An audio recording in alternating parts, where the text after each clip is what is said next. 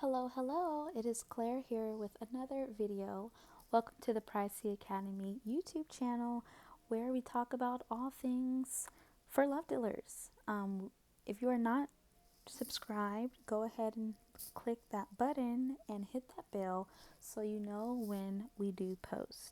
This YouTube channel is centered around some of the activities that we have for the Pricey Academy Patreon. If you are not joined, go ahead and click the link in the description box below.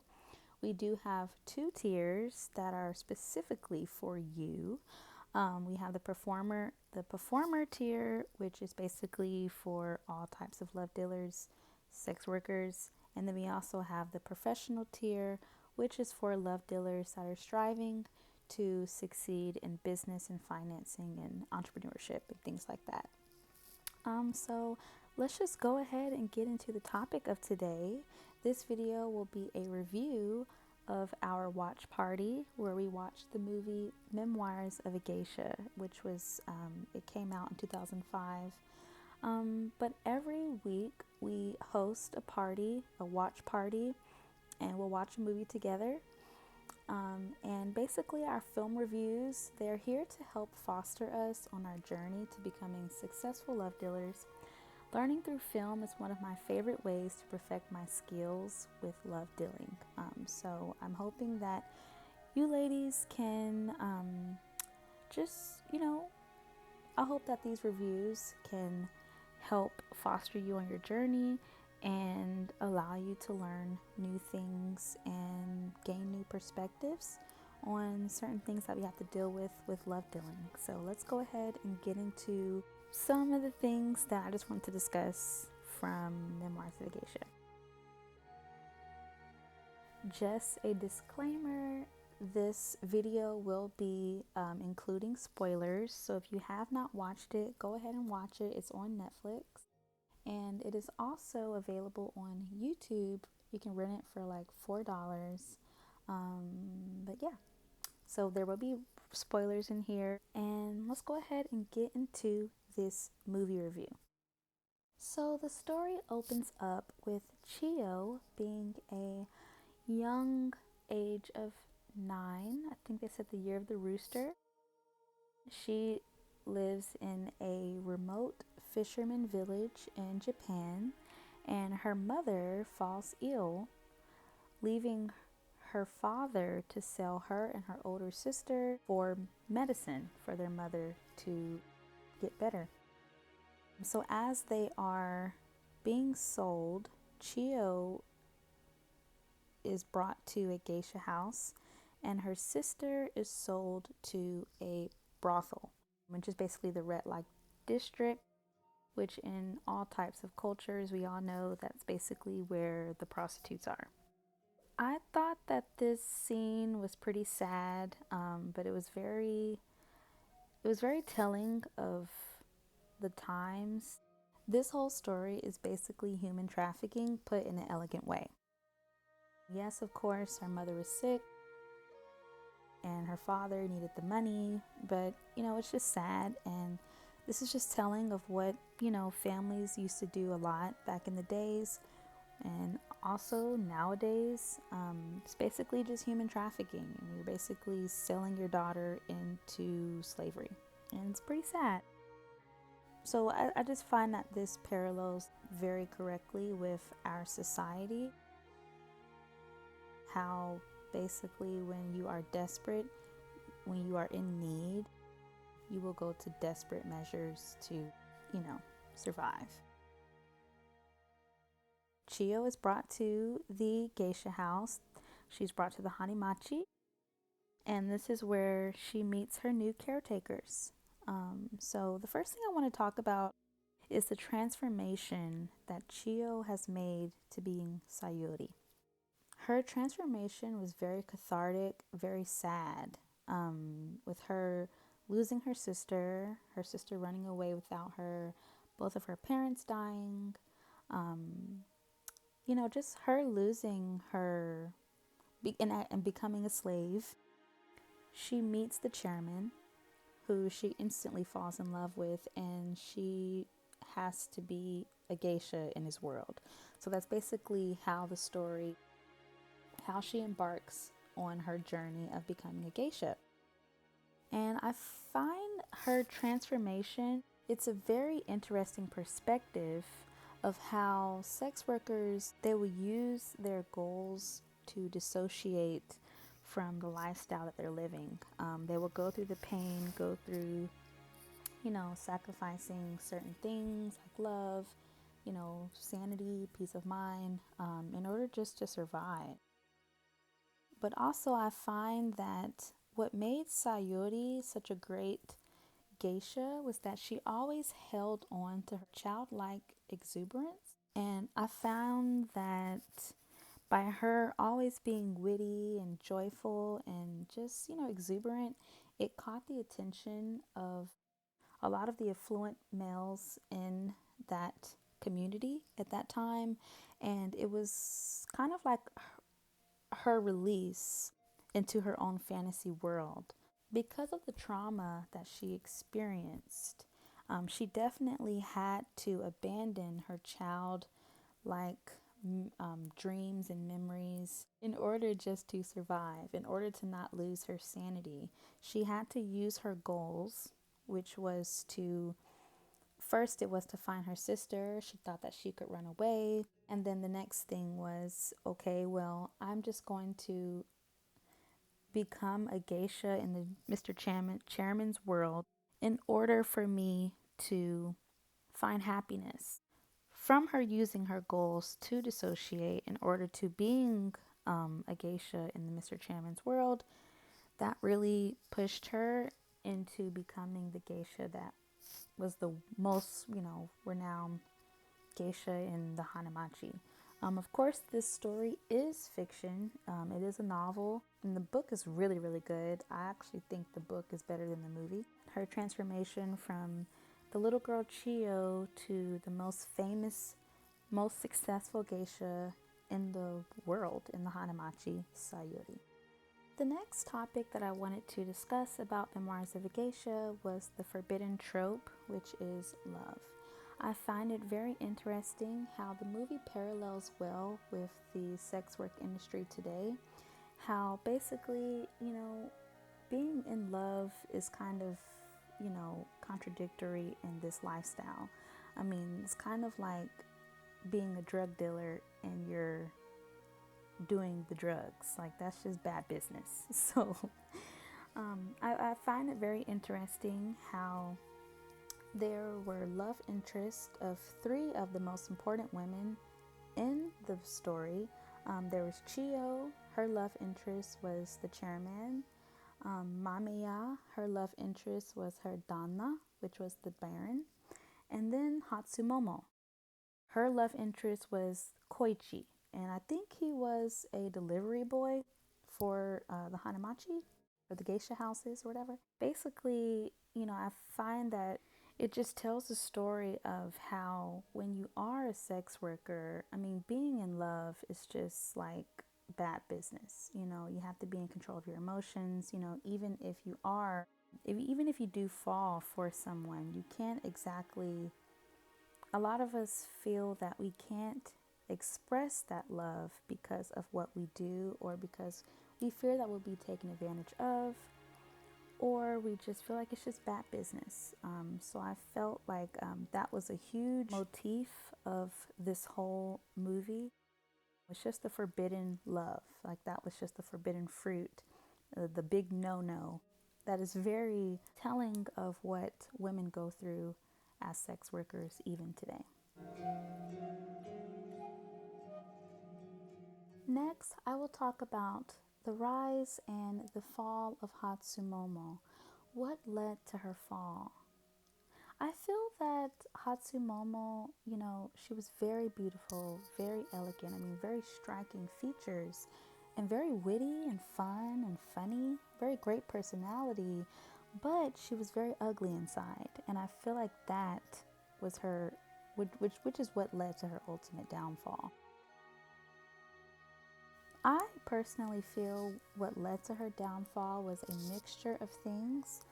for one, she did partake of the forbidden fruit, which is love. Hatsumomo basically wasted all of her time running after a man, Koichi, who she could not even be with in the end. Obviously, he's poor, he can't take care of her. She's a geisha, so she's basically forbidden from that. Also, her being so jealous and conniving of other geishas basically just led to her downfall, because she was basically ruining her own reputation by being a spiteful bitch. And let this be a cautionary tale: when you focus on other girls, when you focus on other people's bags and not your own, you will ultimately go down a path of destruction. So don't be like Hatsumomo. Be nice, be sweet, and protect your reputation. Hatsumomo was known for sleeping around. Okay, yes, she was successful when she did sell her Mizuage. Sayori came and kind of like outshined her. She had integrity, dignity, and that's one thing that Hatsumomo did not have. And I think a lot of people start to see that. You must protect your reputation at all costs, and don't be a hater, because happy hoes ain't hating, and hating hoes, they just not happy. Period. Next, I will be discussing the selling of the Mizuage. The Mizuage is basically a young Maiko, which is a beginner geisha, which is basically her virginity. Back then, selling of the Mizuage was a way to rank a geisha's celebrity status. So, of course, while they are campaigning to sell their Mizuage, they're being courted. I loved how Sayori campaigned herself. I mean, Mamiya was a great big sister to her by giving her a bigger platform, by entering her into the performance where she was dancing in the play. That grew her stardom, and I thought that was pretty cool. But I guess what I want to talk about, I see women all the time discussing how they wish they would have sold their virginity, and how, like, if they knew what they knew then when they were a virgin, they would have sold it. And I personally feel like this can be a great marketing tool, even if you aren't a virgin. I just find that it was very interesting. What if people actually did this today? Like, what if people, like, of course you're lying, you're not a virgin, but you're role playing, and that's a big kink within the sex work community. So I thought that was pretty interesting. What do you guys think? Let me know in the comments what you think about selling of the Mizuage, or just basically selling your virginity. What do you think about that? I thought it was pretty interesting. Next, we're going to talk about Pumpkin's revenge. So, of course, the story goes, Pumpkin was basically Hatsumomo's little sister, and she was striving to be adopted by the owner of the house, Mother Anita. She wanted to be adopted by her. Because Sayori became so successful, she ended up taking Pumpkin's biggest dream, which was to be adopted, which was to have a place of her own. When Sayori took her dream away from her, Pumpkin resented Sayori for that until they met again after World War II, or during World War II. It was really, really messed up how Pumpkin betrayed her by bringing the chairman instead of Nobu, when Sayori was basically trying to trap Mr. Nobu into, basically saying that she was no good, because she wanted to get rid of him. She did not want him to be her Dana, but he was very resilient. When Pumpkin brought the chairman, Sayori knew that she was fake. And I think this is also a cautionary tale. Watch your friends. Watch those that you have wronged before and you think they're over it. They're not over it, okay? So let this just be a warning. Watch your back. They say keep your friends close and keep your enemies closer. Just watch out. Keep the grass cut low so you can see where the snakes are. Yeah, I thought that was pretty messed up, but I thought that was a good lesson, that you got to watch your friends. The ones who say they loved you the most end up being your biggest enemies. So just watch out, okay? The next thing I'll talk about is the chairman. The chairman was basically the true provider in the end of the story. But basically, he was the true provider. He was Mr. Save-A-Ho throughout the whole movie. And I thought that this was really, really beautiful, how he provided for Sayori almost the whole entire storyline of her childhood to adulthood, which was kind of weird because he's like a grown man and she's like literally like 8 or 9. So that's weird. But you gotta understand, like, geishas back in these days were very, very young when they were selling the mizuage and stuff like that. We first met him when he found her crying after she broke her arm, and he offered her, you know, a sweet treat. I thought it was very telling how the chairman, he always protected her in a certain way. I mean, he wanted the best for her. I loved that he was very discreet. He never wanted to mess things up for her. And of course, he knew that because she is a geisha, to love her would be forbidden. I mean, that would be a huge no-no. He had honor. I love that the chairman had honor, he had principles, he had values, and he wasn't going to step over his friend's toes, Mr. Nobu-san. Even Nobu loved Chio. Mr. Nobu-san and Mr. Chairman, they loved Sayuri. But in the end, it ended up being the chairman that basically protected her, that came to her rescue when the war broke out, when World War II broke out. He sent her away to the countryside, and I thought that was very beautiful. A good lesson that I can take away from this. I want you guys to notice the people in your lives that support you from the beginning, that support you even when you mess up. He ended up being her Dana in the end. I mean, even if you read the book, he does become her Dana. They end up growing old together. Pay attention to the men in your lives that are real providers. The ones that they have values, you know, and they're high value, but I don't mean in affluent, I don't mean in an economic and a financial status type of way. I mean, they actually have values, you know, they actually care. They have principles, you know, a man of integrity, a man of dignity. Last but not least, I will talk about the destruction of the geisha, the art form, the way World War II came and destroyed the traditions of the geisha community lifestyle was the same how the crack epidemic changed prostitution forever. When World War II broke out, a lot of Japanese families lost their home, lost their livelihoods. A lot of the danas, a lot of the wealthy men, they lost their empires. And basically, a lot of the prostitutes in the red light district, they started to dress themselves as geishas, and they're basically selling cheap sex. Basically ruined the reputation of a geisha. And this is why in modern culture, a lot of people feel that geishas are prostitutes, but that's basically not how it goes.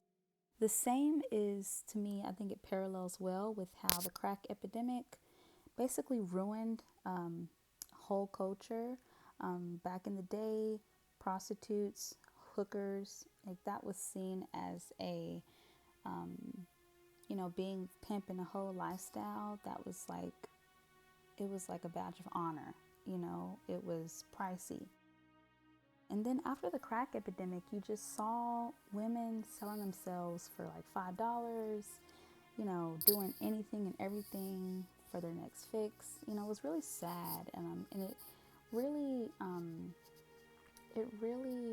the crack epidemic really ruined the reputation of sex workers. So now you have in modern culture people that are square, they feel that, oh, prostitutes and sex workers, they're just trying to get their next fix, now that may be true for some, but in reality, this is a lifestyle